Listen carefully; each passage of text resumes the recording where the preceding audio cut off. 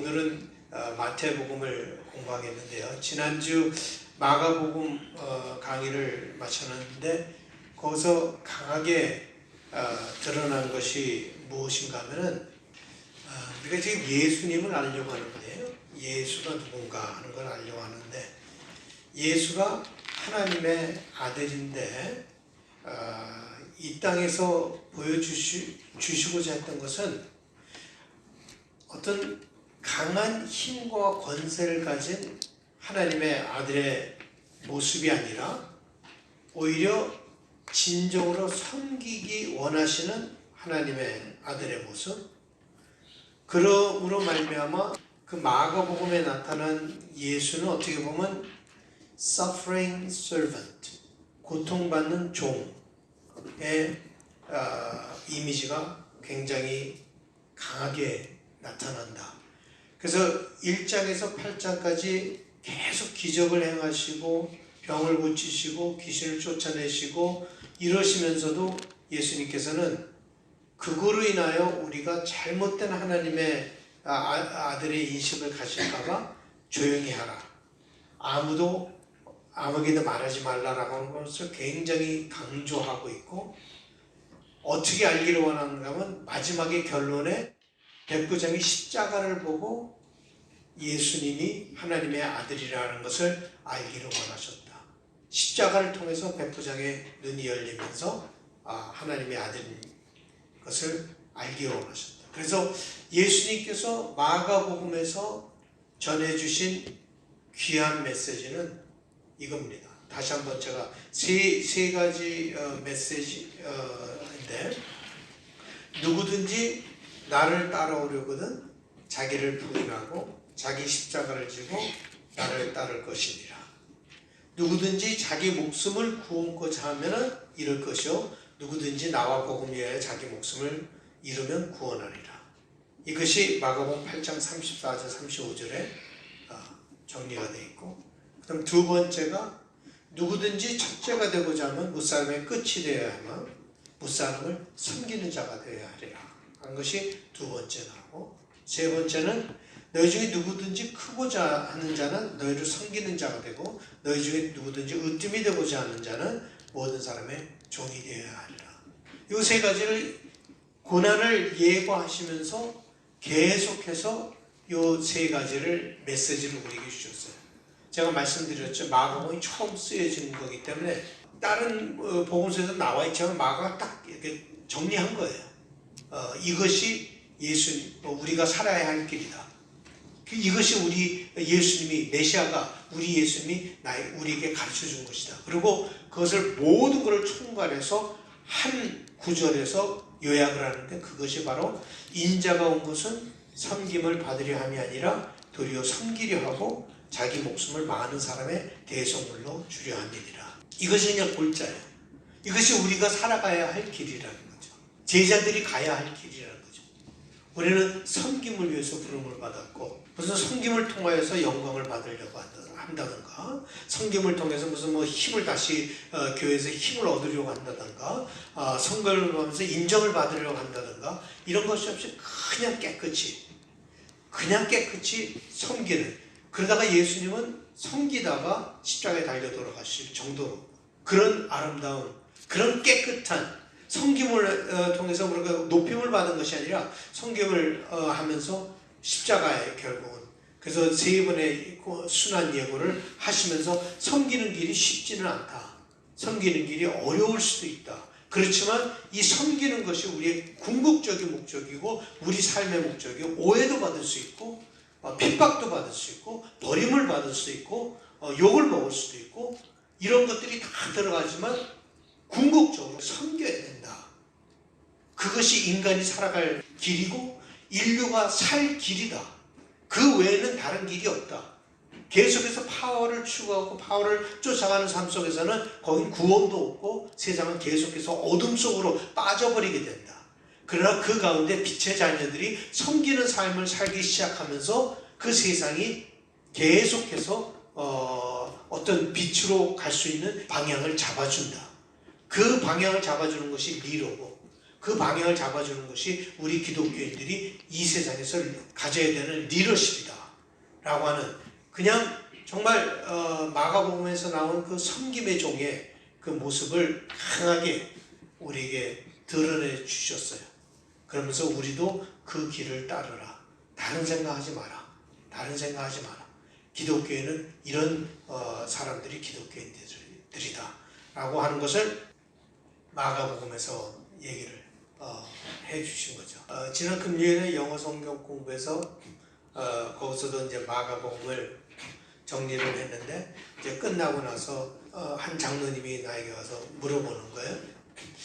목사님, 그 마가복음을 이렇게 읽어보면 예수님이 그 사랑의 예수님이다, 사랑의 사람이다 라고 하는 것이 이렇게 강하게 드러나지는 않는 것 같습니다 라고 얘기해요. 그래서 내가 잘 봤다고 그랬어요. 잘 보셨어요. 그 마가복음에 나오는 예수는 사랑이라고 하는 것이 어떤 모습으로 하는, 섬김의 모습이 사랑이었다. 어떤 사랑이라고 하는 것이 느낌이나 기분이나 이런 것이 아니라, 예수님의 사랑은 어떻게 표현되는가 하면 섬김으로 표현된 것이다. 뭐 따뜻한 말 한마디 뭐 이런 것으로 사랑이 표현된 것이 아니라, 친절한 거 이런 것으로 사랑이 표현된 것이 아니라, 바로 자기 목숨을 버리기까지 섬기는 그런 삶으로 사랑을 표현하셨다라고 하는 거예요. 사랑이 센티멘탈해서는 안 돼요. 우리가 그냥 센티멘탈하고 뭐 사람들에게 뭐 웃고 뭐 이런 식으로 사랑이 전해지는 게 아니에요. 사랑은 정말로 내 삶 속에서 섬김의 삶을 살고 있느냐 없느냐, 이것에 의해서 사랑의 표현이 되느냐 안 되느냐는 것이지, 기분 좋게, 물론 기분 좋게 하는 건 다 좋아요. 그러나 궁극적으로는 그런 섬김의 모습으로 사랑이 표현되었다라고 하는 것을 보게 됩니다. 이 마가복음에서 이 핍박, 고난, 그럼에도 불구하고 계속 섬겨야 된다라고 하는 것을 우리가 보면은 그 마가가 쓰여진 곳이 로마였습니다. 그 로마 때 그 네로가 기독교인들이 불을 질렀다. 유대인들이 불을 질렀다. 로마시에. 자기가 질러놓고는 불을 질렀다 그래갖고는 핍박을 막 했을 때예요. 그러니까 크리스천들이 핍박을 막 받고 있을 때 주님이 가신 길이 이 핍박의 길이었다. 끝까지 섬기시는 삶을 사셨다. 라고 하는 것을 강조해야 됐기 때문에. 그래서 마가의 공동체는 사람들이 유대인이라기보다는 이방인들이 더 많았다. 그래서 마가에는 설명을 해줘요. 유대인의 풍습이나 이런 게 나오면은 그냥 넘어가지 않고 설명을 해줘요. 마태는 그렇지 않아요. 설명하지 않고 그냥 넘어가는 것이, 마태의 공동체는 유대인의 공동체였기 때문에 마태에서는 그게 안 나와요. 그렇지만 마가복음에 보면 그런 걸 설명을 해줍니다. 즉 제가 말씀드렸죠. 8장서부터는 1장서부터 8장까지는 막 우는 사자가 돌아다니면서 40씬이 바뀌면서 여러 군데를 돌아다니면서 하지만 마지막 8장에서 16장까지는 한 길이에요. 그냥 예루살렘으로 가는 길, 십자가로 가는 길, 그 외로운 길에 예수님께서 걸어갔던 길을 우리도 따라야 된다. 근데 제자들이 3번이나 실패하지 않았습니까? 계속 그들은 파울을 추구하는.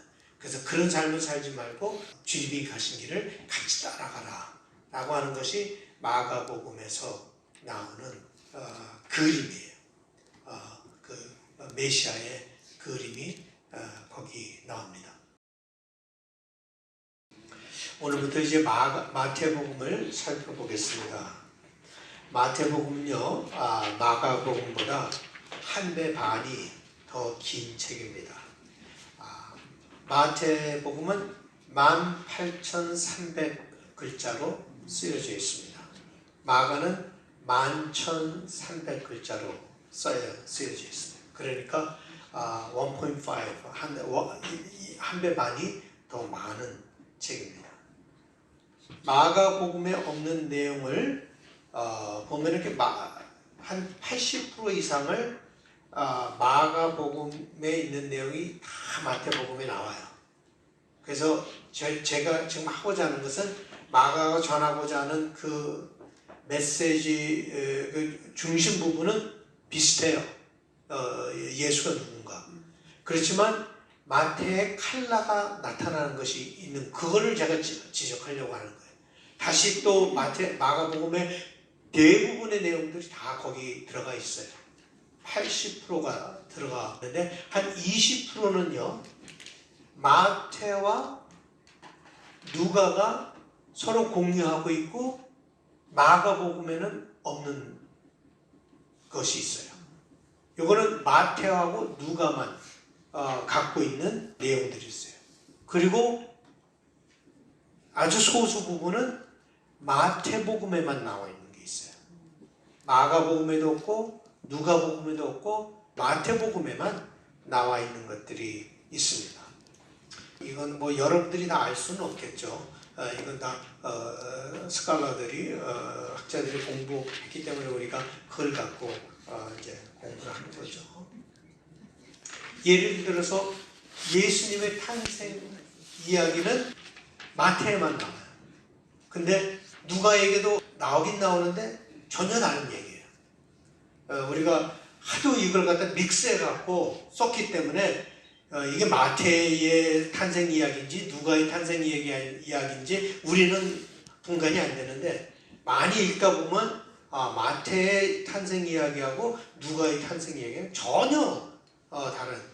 그래서 그 이야기는 마태에만 나오는 거예요. 그리고 누가의 탄생 이야기는 누가에만 나오는 것이다 라고 하는 걸 볼 때 그 모든 것이 거기에만 나오는 것들을 이렇게 살펴보면은 그것이 그 복음서의 특성을 가르쳐 주고 있다.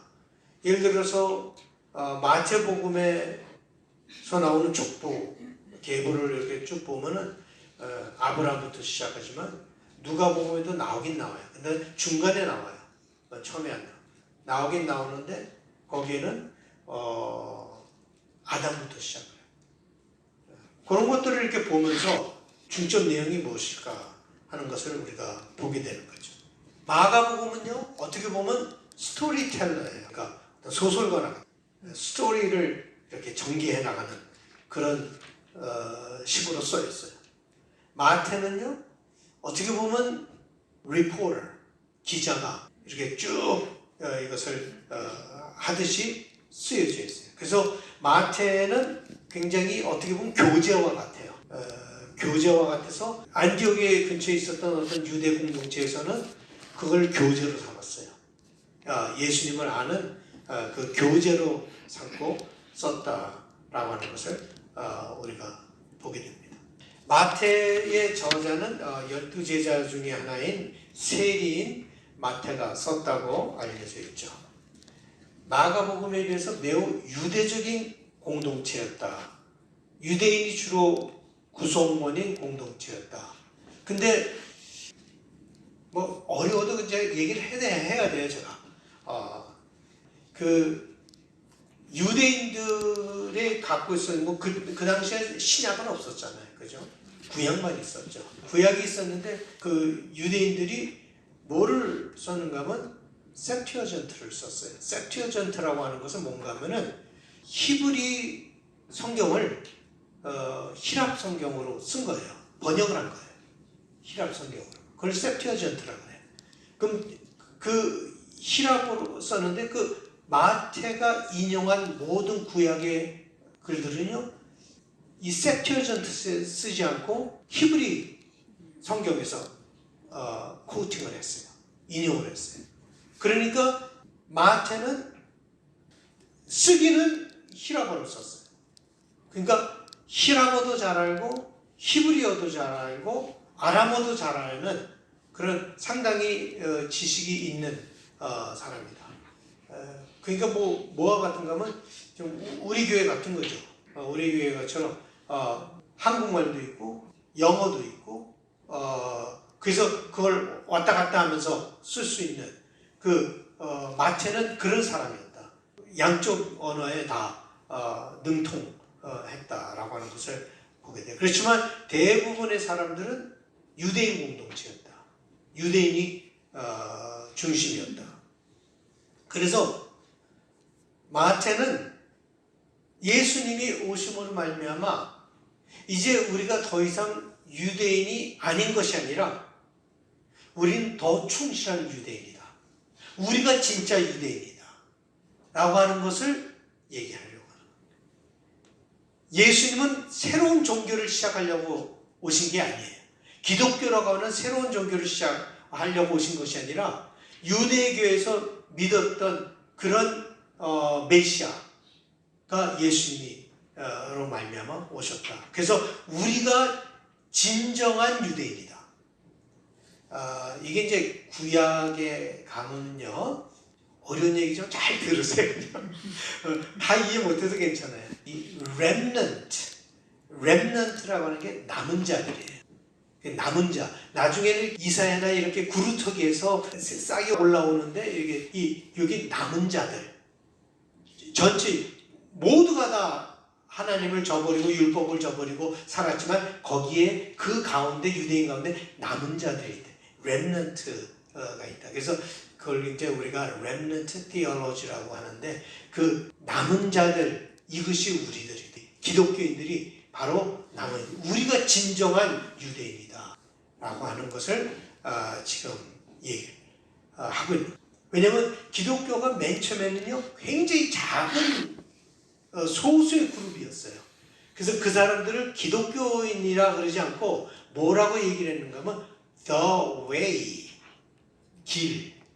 그 기독교인들을 가리켜서 the way 라고 얘기를 했었습니다. 아마 이사야에 나오는 그거를 인용해서 본인들이 그렇게 얘기했는지 모르겠어요.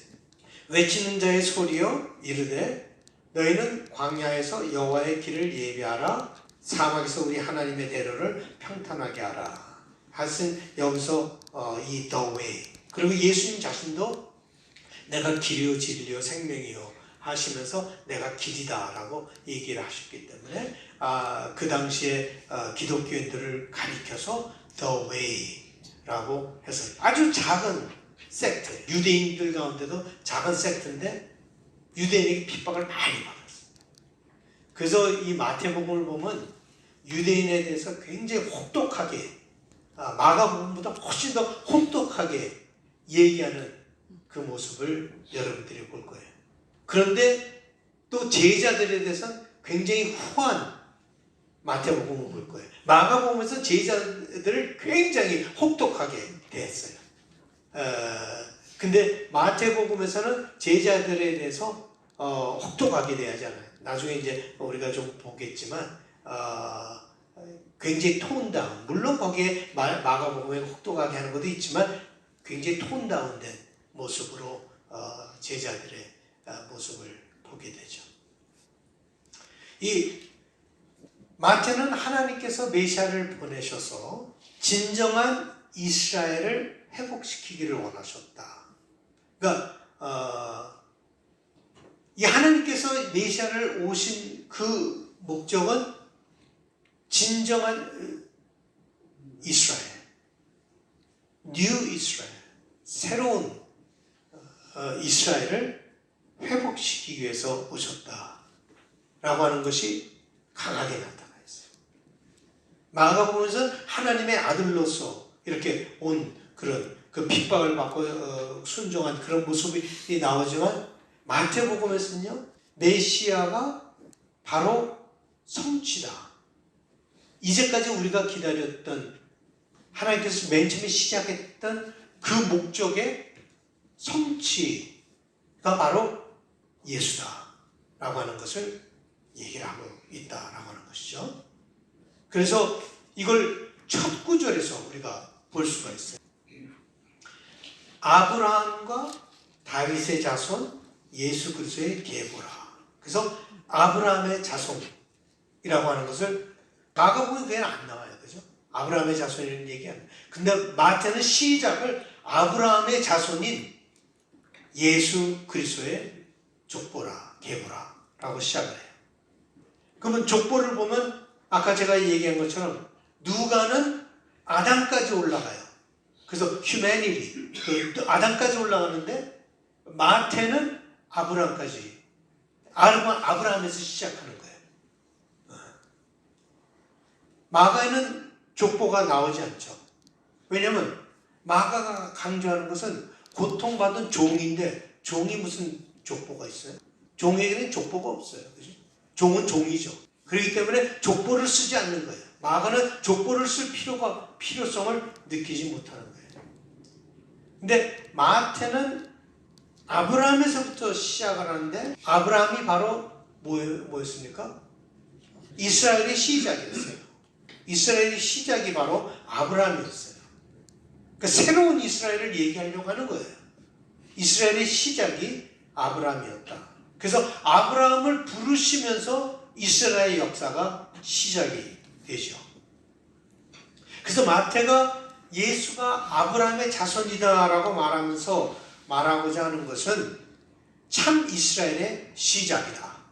하나님께서 이렇게 시작했는데 이제 예수로 말미암아 새로운 이스라엘이 시작이 된다 라고 하는 것을 얘기하는 것이죠. 즉 예수로 말미암아 새로운 세계가 열렸다 라고 하는 거예요. 새로운 세계가 열렸다. 그런데 이 마태가 참 놀라운 건 뭔가요?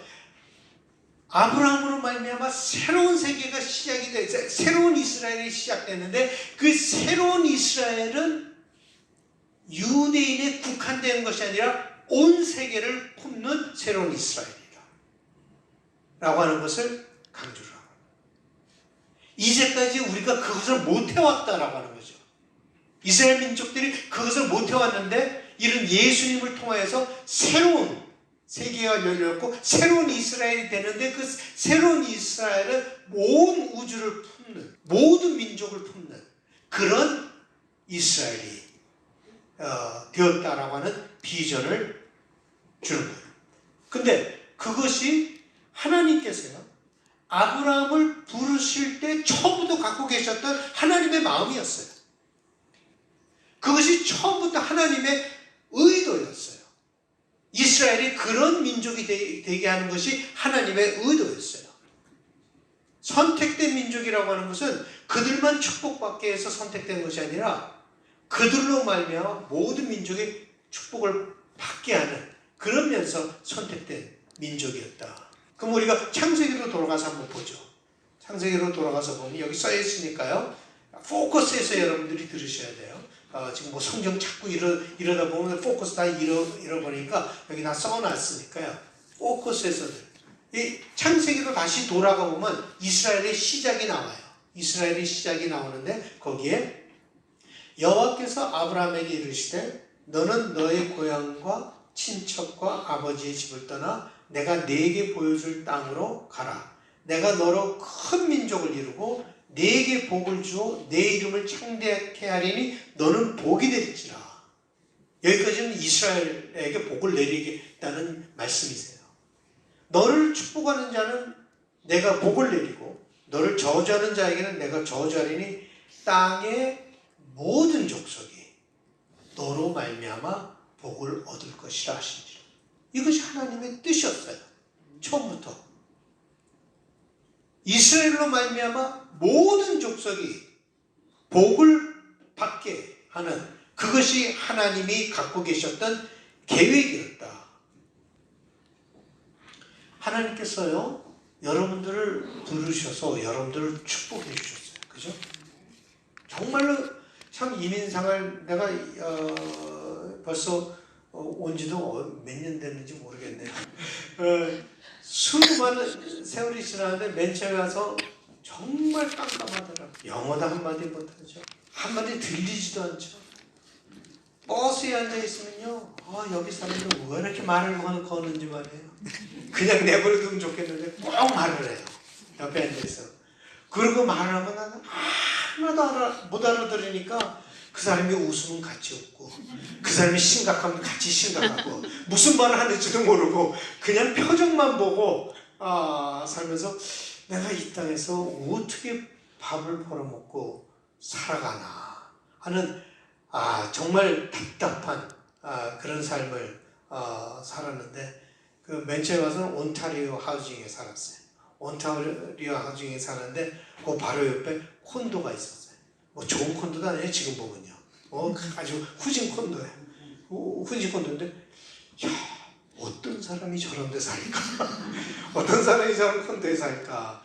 집들 보면요, 한국에서 정말 크리스마스 카드에 나오는 그렇게 예쁜 집들. 근데 여러분도 다 그런 데 지금 사시잖아요.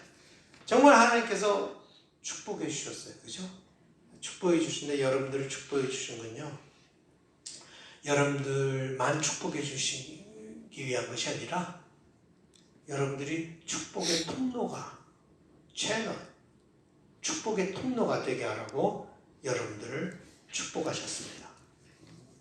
마태는 참 이스라엘이고, 그러나 우리의 책임은 우리 자신만을 위해서 부름을 받은 것이 아니라 온 민족을 위해 부름을 받은 새로운 이스라엘이다 라고 하는 것을 강조하는 거죠.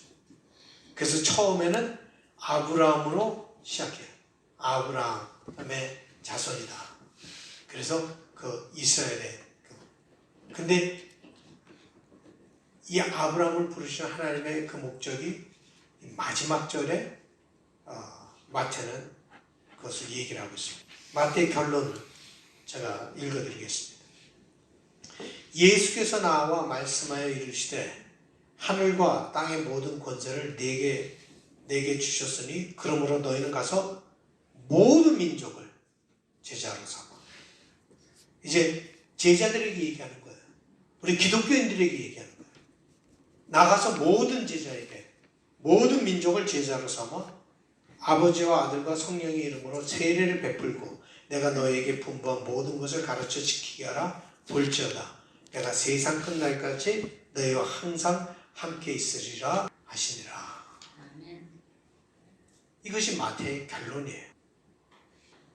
하나님께서 맨 처음에 이스라엘을 시작하신 원래 목적을 이루지 않으라고 하는 거예요. 예수를 통해서 그걸 이룰 수 있다 라고 하는 것을 얘기를 해주는 거예요.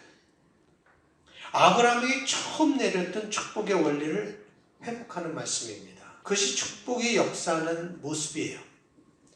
축복은 나를 위해서 존재하는 것이 아니라 나누라고 존재하는 것입니다. 하나님께서 여러분들을 축복하여 주신 것은 여러분 자신만을 위한 것이 아니라 여러분의 축복으로 말미암아 다른 사람들이 축복을 누리게 해달라고 하신 것입니다. 교회에 오실 때요, 내가 은혜 받고자 라고 하는 마음 귀해요. 내가 은혜 받고자. 그렇지만 그건 한 걸음 더 나가서 나로 말미암아 다른 사람이 은혜 받았으면 좋겠다 라고 하는. 그래서 한마디라도 친절 한마디, 높여주는 한마디, 귀한 한마디. 그래서 나만 은혜 받고 돌아가는 것이 아니라 나로 말미암아 다른 사람들이 또한 은혜 받는 그런 마음을 가지고 살아가는 것이 마태의 말씀을 충실하게 살아가는 모습이다. 그러니까 마가가 얘기라고 하는 모습하고 약간 다르죠? 마가가 가르쳐준 메시지하고는 또 약간 다르지만 그것도 또 예수님의 한 모습이다 라고 하는 것을 우리가 보게 되죠. 그래서 축복이라고 하는 것은요, 나 자신을 위해서 사용하다 보면은 축복의 의미를 잃게 되고 잘못하면 축복이 저주가 되어버려요. 그렇게 되어서는 안 된다 라고 하는 것을 우리가 생각해 봐야 합니다. 근데 이스라엘 백성들이 이것을 제대로 깨닫지 못했기 때문에 마태의 결론, 메시지는 계속해서 외부의 침략을 받았던 것이 바로 이스라엘 백성들이 이것을 하지 못했었다. 이거는 어떻게 보면 마태는 선지자적인 트래디션 그냥 따라가고 있는 거예요. 선지자들이 계속 그렇게 얘기했거든요. 너희들이 하나님께서 세우신 그것을 제대로 이루지 못했다 라고 하는 것을 선지자들이 얘기했거든요.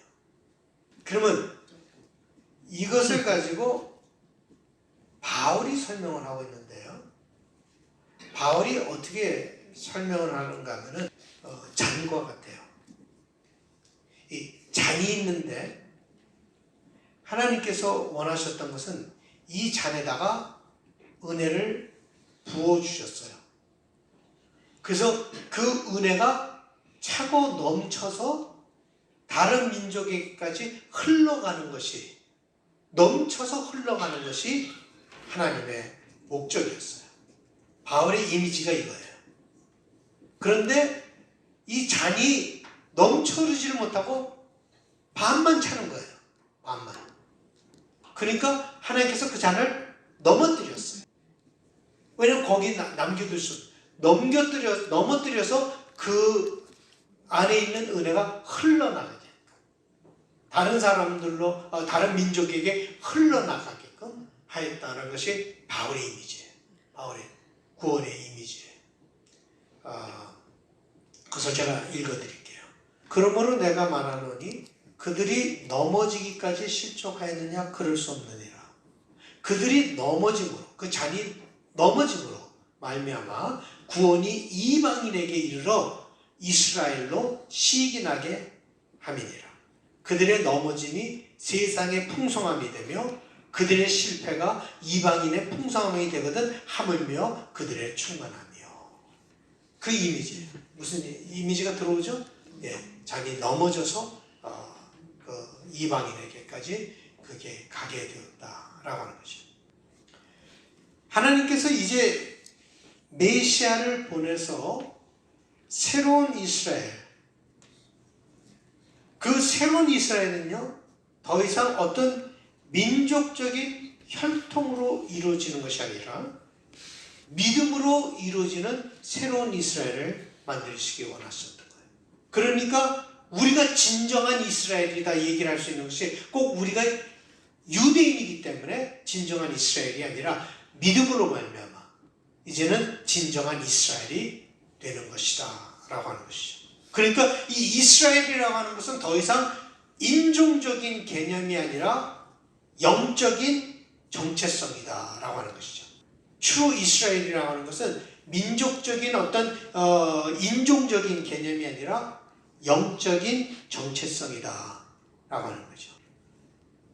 예수님께서 계속 얘기하다 보면 그런 것을 많이 느끼죠. 우리는 아브라함의 자손인데 뭐 이런 것들이 많이 나오죠. 세례 요한이 처음부터 그것을 말했어요. 세례 요한이 이렇게 얘기했죠. 속으로 아브라함이 우리 조상이라고 생각하지 말라. 내가 너에게 이르노니 하나님이 능히 이 돌들로도 아브라함의 자손이 되게 하리라. 이 돌들로도 아브라함의 자손이 되게 하리라 라고 세례 요한이 외쳤습니다. 그래서 여러분들이 그 족보를 보면요, 마태복음에 나온 족보를 보면 이방 여인이 4사람이 나옵니다. 다말, 라합, 룻, 그리고 밧세바. 다말의 조상은 잘 모르겠고 라합은 가나안 여인이었어요. 룻은 모압 여인이었어요. 밧세바는 히타이트 사람이었습니다. 그런데 보면 구약에 보면 굵직굵직한 여인들이 있었거든요. 예를 들어 사라, 라헬, 레아, 하여튼 굵직굵직한 여인들이 있었는데도 불구하고 그 사람들은 족보에 넣지 않고 이 이방인 여인이었던, 그것도 여인들 사람들을 보통 족보에는 여자는 안 들어가요. 남자만 들어가 있는데 그런 사람들, 그러니까 남녀의 차이도 없고 어떤 민족의 차이도 없는 이것이 보이게 되는 거죠. 그래서 그 사람들이 거기들, 바오사가 얘기하기 그리스도 안에서는 더 이상 남자나 여자나 헬라인이나 유대인이나 종이나 자주나 없다라고 얘기할 그 스피릿이 여기 계속 나와 있다라고 하는 것을 보게 됩니다. 이스라엘의 지금 마가가 이 족보를 쭉 얘기하면서 이방 여인들을 거기다 곳곳에다 집어넣은 것은 뭐를 얘기하려고 하면 우리의 역사를 보더라도 거기에 벌써 이방인이 있었다라고 얘기를 하는 걸 우리가 보게 되죠. 이방인으로서 참 이스라엘로 살아갔던 사람들이 있었다라고 하는 거죠. 혈통으로는 유대인이 이스라엘이 아니지만 믿음으로 그 이스라엘의 역사 가운데서도 이런 사람들이 있었다라고 하는 것을 지금 얘기를 하고 있는 거예요. 이게 다 의도적으로 이게 다 속에 숨겨져 있는 얘기들이에요. 여러분들 그냥 모르고 그냥 막 지나가서 그렇지, 여기 속에 성경은 너무너무나 오묘하고 그렇기 때문에 읽으면 읽을수록 더 그런 것들이 나타나죠. 일단 예수님의 탄생의 이야기를 보면요, 제일 먼저 예수님에게 와서 왕으로서 경배하는 사람들이 누구예요? 동방박사예요. 동방박사는 이방인이었어요. 이방인. 제가 읽어드릴게요. 박사들이 왕의 말을 듣고 갈새 동방에서 보던 그 별이 문득 앞서 인도하여 가다가 악이 있는 곳 위에 머물러서 있는지라. 그들이 별을 보고 매우 크게 기뻐하고 기뻐하더라. 집에 들어가 아기와 그의 어머니 마리아가 함께 있는 것을 보고 엎드려 아기께 경배하고 보배압을 열어 왕금과 유황과 모략을 예물로 드리니라. 이방인이 와서 애에게 머리를 숙여서 무릎을 꿇고 경배하는 모습을 지금 마태는 그리고 있는 거예요. 이것이 메시아, 온 우주의 메시아, 이스라엘이 기다리던 그 메시아였지만 그 메시아가 이제 온 우주의 메시아가 돼. 온 우주의 왕으로서 군림하게 돼. 이건 요 다음 주에 내가 좀 더 보겠어요. 왕의 모습은 그렇게 그림을 그려나가고 있는 것을 보게 됩니다. 자, 예수는 공중에서 뚝 떨어진 존재가 아니라 하나님께서 아브라함을 부름으로 시작한 유대의 역사 속에서 나온 존재다 라고 하는 거예요. 하나님께서 시작하신 일의 결론이요 성취였다 라고 말하는 것이겠죠. 그래서 이 마태복음에서는요, 아주 중요한 단어가 뭔가 하면 fulfillment, 성취. 이게 아주 중요한 단어예요. fulfillment, 성취. 그냥 예수님이 뚝딱 해서 이렇게 나온 것이 아니라 하나님이 다 계획 속에서 나왔다라고 하는 것이죠. 흘러나왔다라는 거죠. 그래서 누가복음은요, 탄생 이야기를 보더라도 초점이 완전히 어디에 가 있는가 하면 마리아에게 가 있어요. 그래서 마리아가 엘리자베트를 만나러 가고 마리아의 찬가가 나오고 마리아로 마리아의 포커스가. 근데 마태는 전부 다 포커스가 누구에게 가 있는가 하면 요셉에게 가 있어요. 왜냐하면 요셉이 다윗의 자손으로서 그 역사의 흐름 속에서 그 다윗의 자손에서 메시아가 올 것이라니까 그 모든 포커스가 요셉에게 가 있었다. 즉 예언의 성취가 이루어진 것을 강조하고 있는 거죠. 요셉이 친아버지가 아님에도 불구하고 그 집안에 예수가 태어났다는 것이 중요한 거예요. 그 집안에 예수가 그래서 혈통으로 그 집안에 태어났다는 것이 중요한 것이 아니라 그 집안에 태어났다는 것이 중요한 거예요. 제가 읽어드릴게요.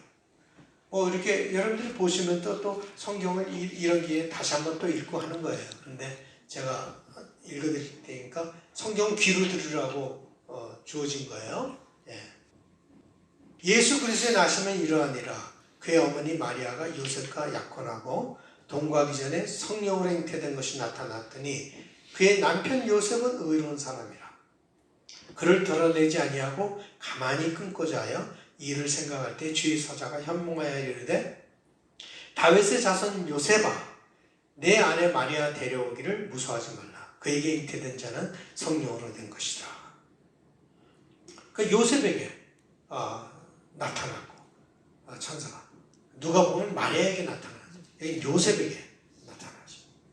요셉이 잠에서 깨어 일어나 주의 사자의 분부대로 행하여 그의 아내를 데려왔으나 요셉이 일어나서 밤에 아기와 그의 어머니를 데리고 애굽으로 떠나가 헤롯이 죽은 후에 주의 사자가 애굽에서 요셉에게 현몽하여 이르되 요셉이 일어나 아기와 그의 어머니를 데리고 이스라엘 땅으로 들어가니라.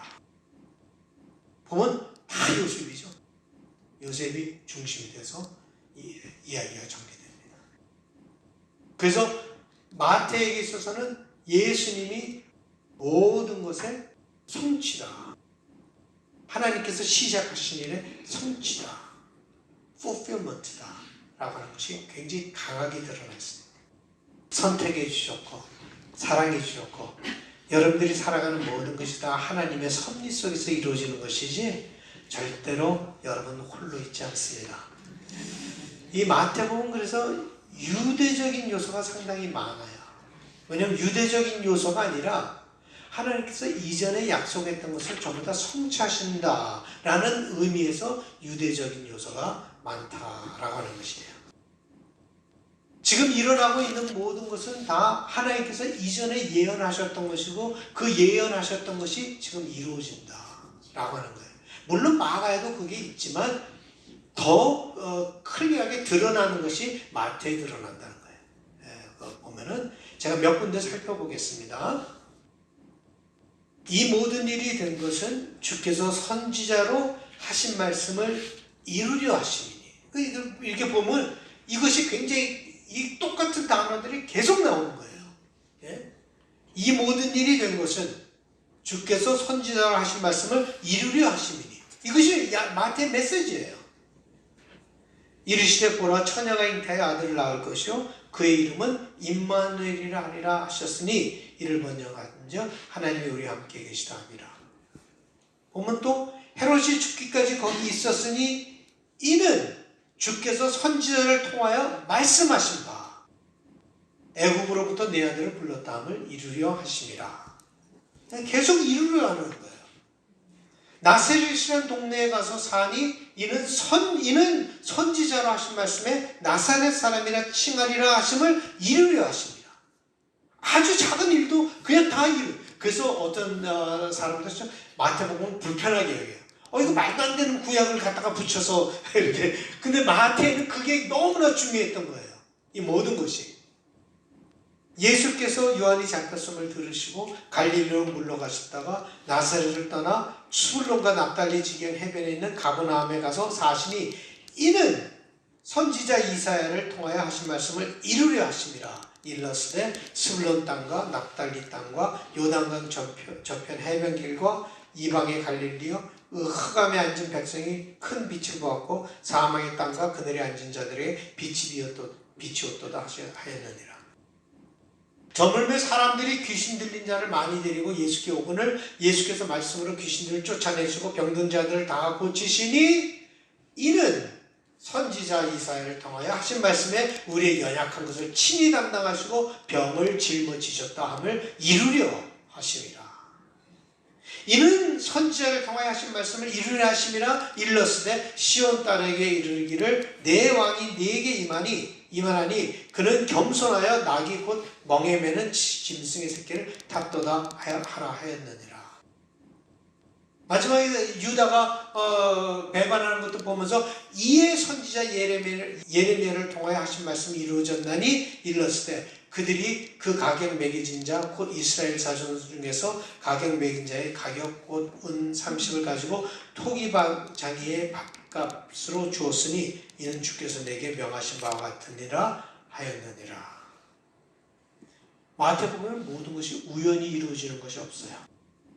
다 하나님의 섭리 속에서 하나님의 계획 속에서 이루어지는 것입니다. 자, 잠깐 휴식하겠습니다. 마태는요, 흐름이 있습니다. 우리의 인생이 그저 랜덤리 이루어지는 것이 아니라 우리 인생에도 바로 이 흐름이 있다. 그래서 여러분들이 인생을 잘 살려면은 흐름을 잘 읽어야 해요. 여러분의 인생의 흐름이 어떤 것입니까? 우리가 흐름을 보지 못하면 안 됩니다. 매일매일 살아가는 그것에 급급해서 나의 인생이 어떤 방향으로 흘러가는지 생각하지 못하고 살면 안 된다라고 하는 것이죠. 지난 주일에 우리 4.5 선교회 하이킹이 있었습니다. 오랜만에 하이킹을 하니까요. 얼마나 기분이 좋았는지 한 16,000, 7,000 걸은 것 같아요. 그리고 집에 오니까 그냥 막 잠도 잘 자고 얼마나 좋은지 모르겠어요. 맨 처음에 갈 때는 하얀 말뚝만 보고 그거 놓칠까봐 그거 따라갔는데 나중에 어느 장소에 도착하니까 이 하이킹 많이 하시는 분들이 이렇게 맵을 보여주더라고요. 거기 맵을 보니까 이렇게 왔구나. 그 전까지는 전혀 모르고 그걸 보고 우리가 인생을 살아가는데도 너무 매일매일 살면 급해서 이 맵을 보지 못하는 그 나무들만 보고 살림을 보지 못하는 것과 마찬가지죠. 인생에는 나무들도 있지만 산림도 있다라고 하는 것이죠. 그래서 때로는 우리가 우리 인생의 맵을 볼 필요가 있습니다. 가끔 어떻게 살아왔는가 내가. 하나님께서 어떻게 움직여 주셨는가 이제까지. 하나님의 손길이 어떤 손길이 있었는가. 이런 것들을 생각을 하고 앞으로는 내가 어떻게 살아야 되겠는가 라고 하는 이런 것들을 보면서 우리가 가끔가다 멈추고 이런 것들을 좀 생각해 볼 필요가 있다. 그냥 흥청망청 매일매일 그냥 기분의 충동에 의해서 그냥 살아가고 기분에 의해서 살아가지 말고 좀 더 이렇게 생각을 하면서 구체적으로 글도 좀 쓰고 인생도 보고 그러면서 내가 살아갈 길을 이렇게 보면서 가는 것이 중요하다. 하나님께서 늘 새로운 세계를 여러분들에게 열어주십니다. 그 마태가 얘기하려고 하는 것이 그거예요. 예수님으로 말미암아 새로운 세계가 열렸다라고 하는 것이죠. 천국이 열렸다는 거예요. 그래서 4장에 보면은 이때부터 예수께서 비로소 전파에 이르시되 회개하라 천국이 가까웠느니라. 이제 열리는 거예요. 천국이 여러분들에게 열리게 되었다. 새로운 시대가 도래했다. 이스라엘이 소망하고 기다렸던 모든 예언이 이루어졌다. 이스라엘 백성들이 다윗에게 갖고 있었던 이상적인 어떤 왕이 우리에게 오셨다.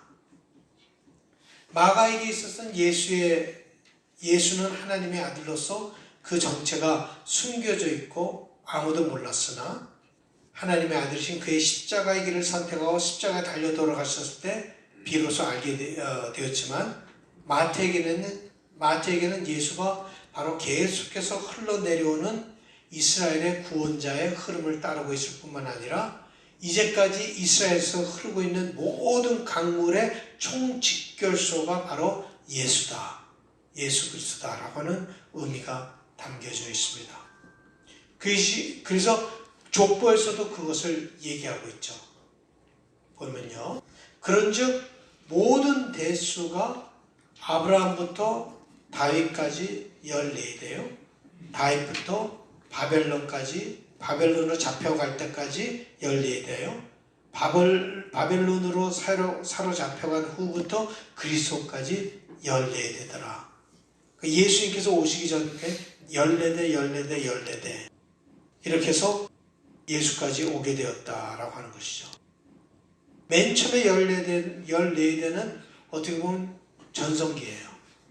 아브라함이라고 하는 작은 가족을 중심으로 시작된 이 하나님의 시작이 다윗에까지 이르면서 커다란 민족이 되었고 하나의 나라가 되는 그런 전성기. 근데 다윗 이후로 계속해서 타락으로 말미암아 일어나는 쇠퇴기가 있게 되죠. 그래서 바벨론으로 다 잡혀가게 되고 이제 바벨론으로부터 돌아와서 그때부터 뭐가 생기게 됐는가 하면 메시아의 기대.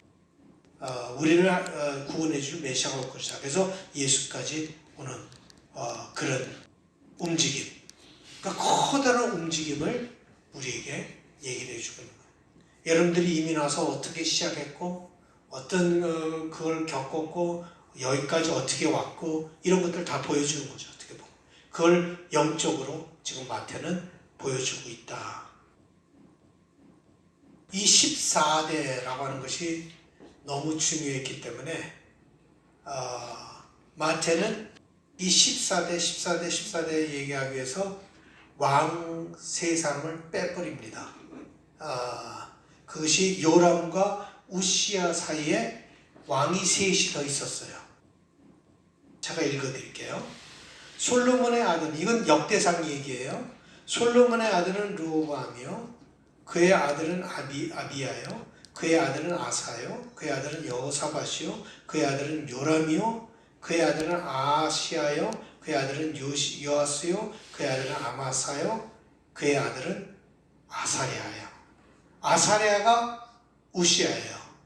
아사랴가 우시야예요. 근데 요람과 우시야 사이에 뭐가 더 있습니까? 아하시아가 있죠, 요아스가 있죠, 아마샤가 있어요. 근데 표현이 되어 있지 않아요. 보면 마태복음은 아사는 여호사밧을 낳고 여호사밧은 요람을 낳고 요람은 우시야를 낳고, 그래서 요람과 우시야 사이에 있는 세 왕을 빼버립니다. 이 14대다라고 하는 것은 바로 다윗을 가리키는 숫자예요. 로마 당시 네로가 기독교인들을 핍박할 때 그 네로의 이름을 옛날에는 그 숫자, 그 뉴머럴에서 숫자를 많이 썼어요. 그래서 네로의 이름을 갖다가 숫자로 표현하게 되면은 그것이 666이에요. 그런 것처럼 14라고 하는 것은 다윗의 숫자예요. D는 4, W는 6, 또 D는 4. 그래서 이걸 합치면 14. 그래서 그 다윗에 관한 얘기를, 다윗이 그렇게 중요한 것을 우리가 보게 됩니다. 예수가 다윗의 이상적인 왕의 모습을 이룬 왕이다 라고 하는 것을 마태는 우리에게 전하고 있는 거예요. 지금 일어나는 일들이 아니라 하나님이 움직이시는 역사의 흐름을 완성시키는 모습으로 일어나고 있다라고 하는 것을 보여주고 있는 것입니다. 이렇게 보면은 벌써 여러분들이 그 캐릭터가 아주 컬러가 클리어하게 마태에 드러나고 있는 것을 보게 되죠. 이 다음 주에는 뭐를 좀 보겠는가 하면 왕으로 예수님께서 오셨는데 어떤 일이 있었는가 하는 것을 우리가 좀 살펴보도록 하겠습니다.